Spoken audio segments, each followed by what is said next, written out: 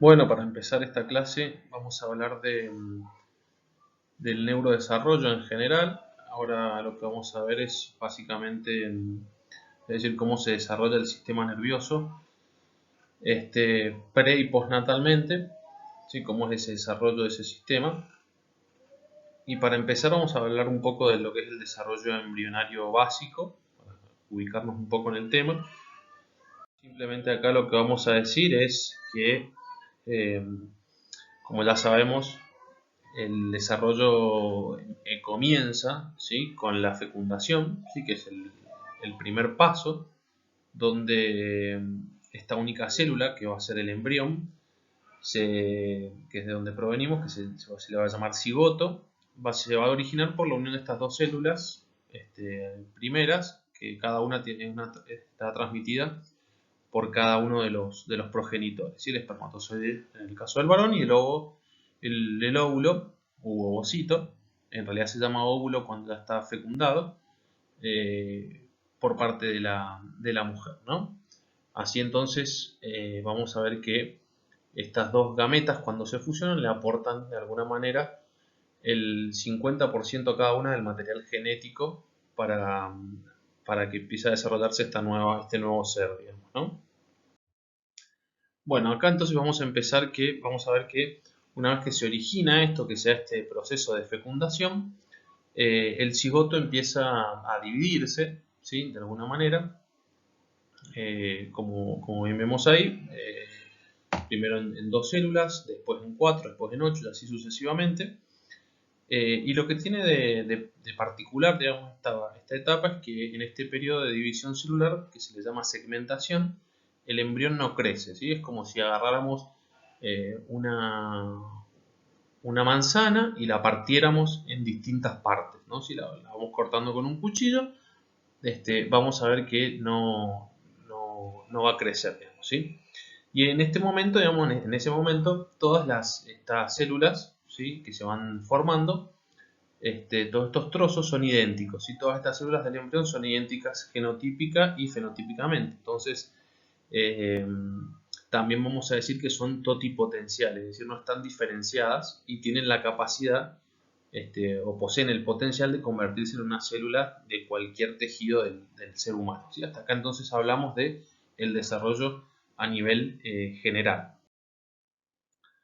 Bien, después de esto vamos a ver un periodo después del periodo de segmentación, el embrión empieza a transitar otra fase, que es donde se inicia una de las fases más críticas de su desarrollo, como dice ahí, que es la etapa de gastrulación.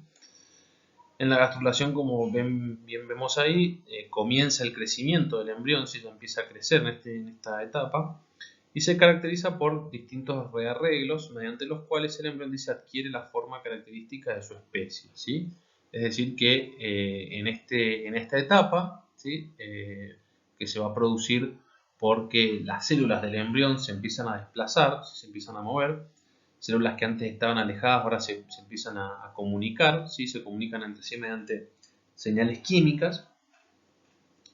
Esto va a llevar entonces a que se reorganice el embrión por completo y de alguna manera eh, vamos a ver que en la gastrulación se inicia una diferenciación celular, ¿sí? Las células estas que eran antes todas iguales, eh, por la cual, digamos, se adquieren las características particulares, funciones específicas, formas, tamaños, diferencias, se empiezan a tener esta capacidad de diferenciar, ¿no? Y vamos a ver antes, ¿sí?, en el dibujo anterior, y después, digamos, cómo se empiezan a diferenciar. Bien, perfecto. Entonces hasta acá lo que es algo así básico para hablar de lo que es el desarrollo embrionario a nivel general. Vamos ahora sí específicamente a hablar de el origen y formación del sistema nervioso, ¿sí? ¿Qué pasa con el sistema nervioso? ¿Cómo se origina? ¿Sí? ¿Cómo es este proceso?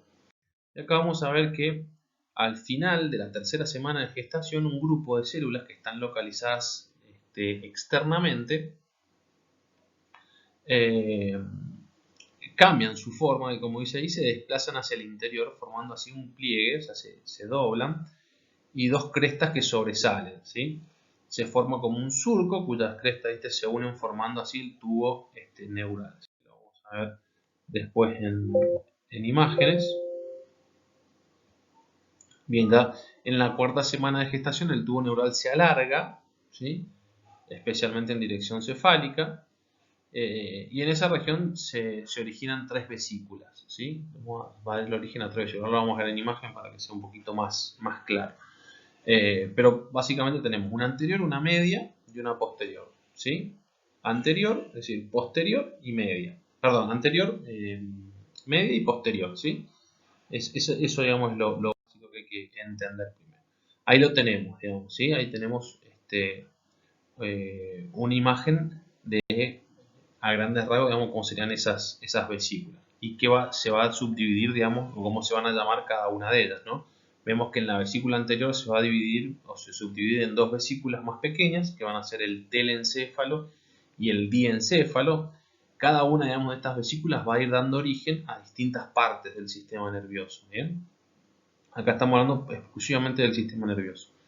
Vesícula del medio dice permanece intacta y se llama mesencéfalo, que va a tener que ver con lo que es parte del tronco encefálico.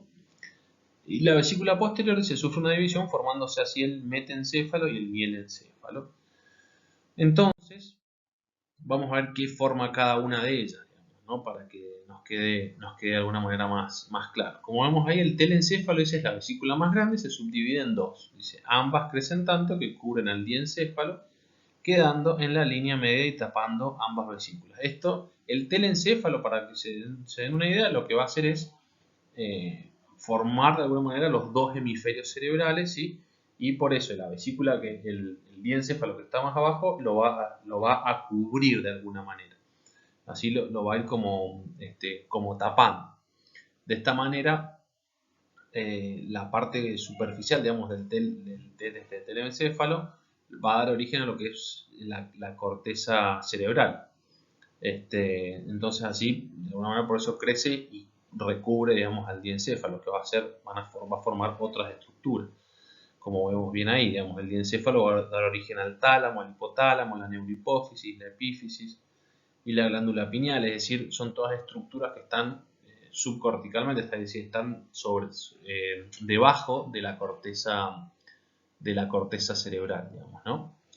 Después tenemos el metencéfalo, que origina por delante la protuberancia y por detrás el cerebelo, que es la que de alguna manera es la protuberancia que va a ser parte del tronco encefálico, y por detrás el cerebelo también, que va a tener sus funciones en cuanto sobre todo, bueno, más relacionadas con el tema del movimiento, el tono muscular, etc. Y la vesícula más caudal, que próxima a la médula y el mielencéfalo, que forma, digamos, el bulbo raquídeo, digamos, ¿sí? Otra parte del tronco encefálico y la médula, ¿sí? Bien, entonces hasta acá vamos a dejar lo que es este pequeño desarrollo. Lo que vamos a ver después a continuación va a ser el desarrollo cerebral prenatal, digamos, ¿sí? Cómo se va formando o qué va pasando, digamos, a nivel del cerebro y las distintas etapas que va atravesando. Pero esto para que tengan una idea, digamos, a nivel general o a nivel más bien global de cómo se da en el ser humano. Bien.